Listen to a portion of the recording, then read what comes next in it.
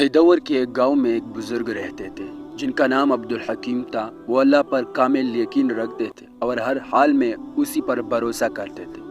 وہ نہایت سادہ زندگی گزارتے اور جو بھی روزی ملتی شکر ادا کرتے۔ ایک دن عبدالحکیم نے سوچا کہ وہ اللہ کے بھروسے پر ایک سفر کریں گے اور دیکھیں گے کہ کس طرح اللہ ان کے رزق کا بندوبست کرتا ہے۔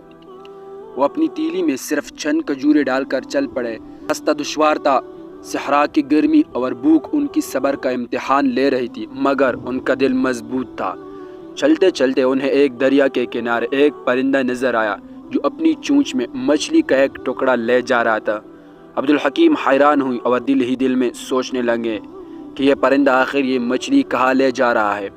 وہ پرندے کے پیچھے چل پڑے۔ چند لمحوں بعد انہوں نے دیکھا کہ پرندہ ایک غار کے قریب رکا جہاں ایک نبینا فقیر بیٹھا تھا۔ پرندہ روزانہ اس فقیر کے لیے کھانے کا انتظام کرتا تھا۔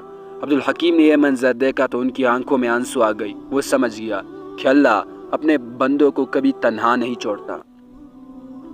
اسی وقت انہوں نے دعا کی، یا اللہ مجھے بھی ایسا ہی اپنا محتاج بنا لے جو صرف تجھ سے مانگے اور تیرے سوا کسی کا سہارا نہ لے۔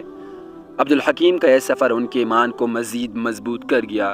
وہ واپس اپنے گاؤں لوٹے اور زندگی بھر اللہ پر بھروسے کرتے رہے، جانتے ہوئی کہ وہ وہی ہر چیز کا بندوبست کرنے والا ہے۔ یہ کہانی ہمیں سکھاتی ہے کہ اللہ پر یقین رکھنے والا کبھی تنہا نہیں ہوتا۔ وہ ہمیشہ اپنے بندوں کی مدد کے لیے کوئی نہ کوئی وسیلہ ضرور پیدا کر دیتا ہے۔